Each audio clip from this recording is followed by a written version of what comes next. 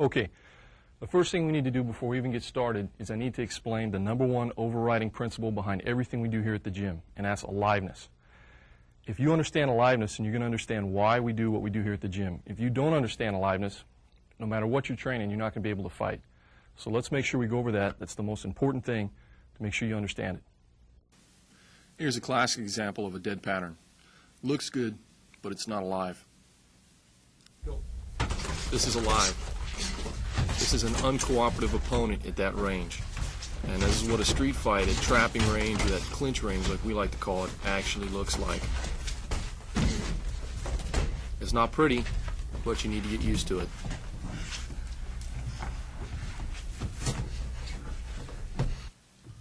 Here's another dead pattern. It's a lock flow. You can practice this way for 10 years every single day. You're still not going to be able to wrestle. This is not alive. This is alive. This is an uncooperative opponent. Training in this environment hour upon hour is the only way you're going to develop real timing and a real ground game.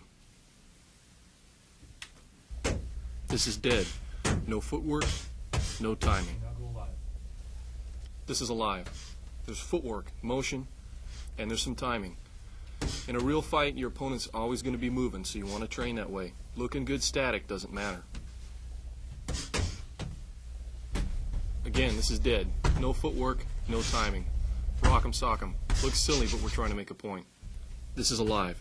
They've got footwork, they're moving around, and there's a sense of timing.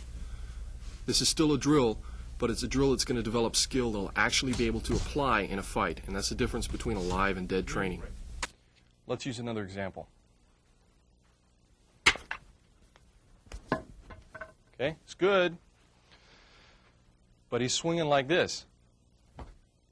Okay, nobody in a street fight's ever going to swing a stick at you like that. If he actually swings at me, it's going to be more like that. And this technique I just did, not going to work. If you get somebody mad at you in the street and you hand them a stick and they don't know anything about stick fighting, they're going to swing at you like that. If you give a baboon a stick, he's going to swing at you like that. Okay, so that's the kind of energy we want to work with. We don't want to work against somebody that's going to go like this. You can look as great as you want doing that. You can practice for 10 years. It's not going to help your stick fighting. Okay, let's review. Aliveness is made of 3 basic qualities. The first is energy. That means your training partner is giving you some kind of resistance, like an actual opponent would, swinging the stick away a real opponent would swing the stick, as an example. Or in this case, actually resisting an arm lock the way an actual opponent will. That's the kind of energy you want to train against in a street fight. The second quality is timing. It always has to have an intrinsic sense of timing, no matter what you're doing. Classic example is the difference in Brazilian Jiu-Jitsu between a really good, say, blue belt and a black belt. The blue belt may know all the same techniques as the black belt, verbatim. They may know everything the black belt knows, but there's still a huge expanse in skill, a huge difference. And that difference is the timing. The black belt's capable of executing his moves with the right timing, when it's appropriate. You only get that kind of timing from rolling around against a resisting opponent. You're not going to get it from practicing drills. You're not going to get it from memorizing locks. You're not going to get it from knowing 40 variations of an arm lock when your opponent only knows 2. You're going to get that feel only from rolling around. It comes from experience and it comes from seasoning. That's the only difference, really, between a real good blue belt and a real good black belt.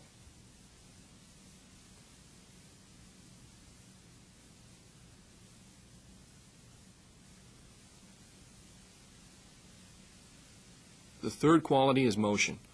You always have to have motion in anything you're doing. Footwork always needs to be there. When you're hitting somebody, they're going to move. When they're going to hit you, they're going to be moving too. So if you're practicing in a static position, that's not going to help you.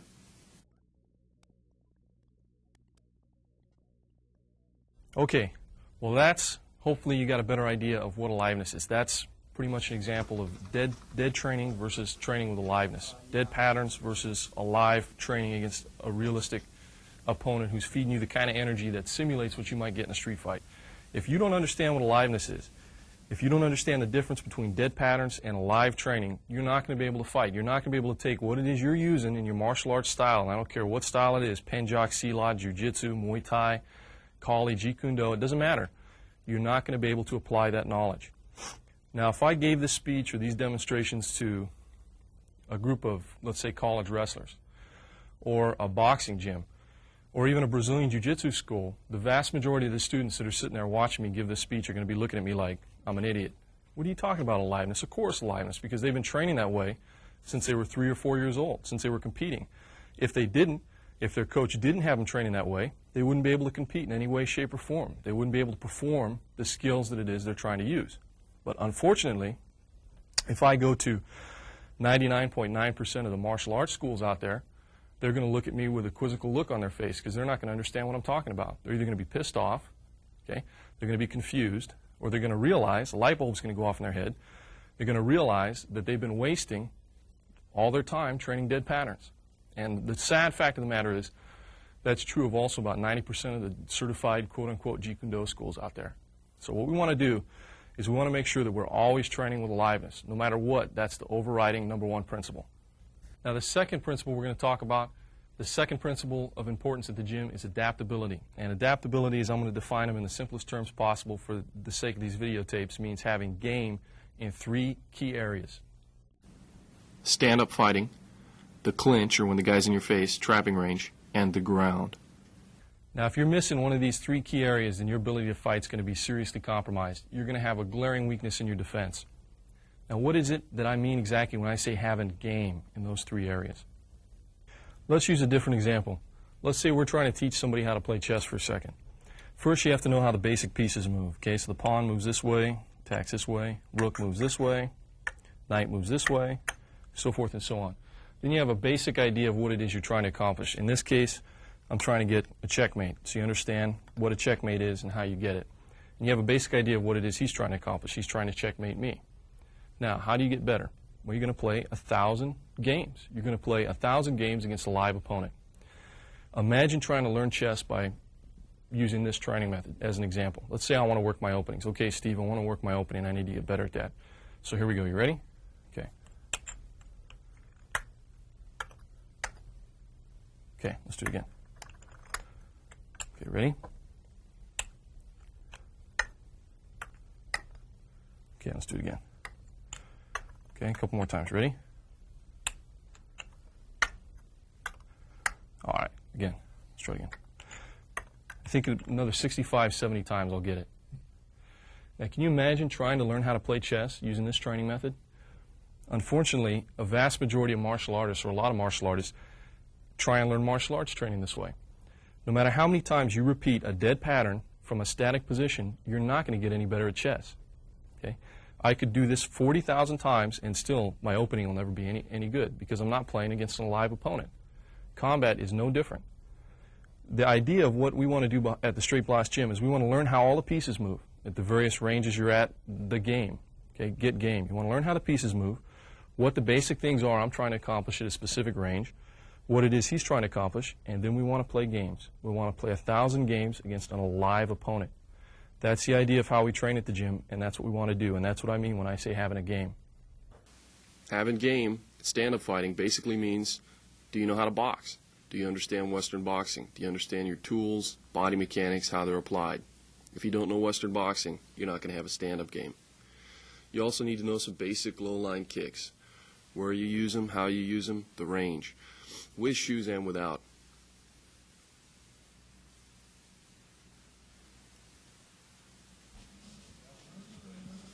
The idea that you're going to have to practice drills or hit focus mitts for 6 years before you start doing any sparring is really silly. 6 months would be more accurate. Once you get the basic tools down, you understand where they're supposed to be applied, and you know how to use them efficiently and with good body mechanics without making any basic mistakes, you can start sparring. This is a good match here you're watching. See some knees, some decent Western boxing.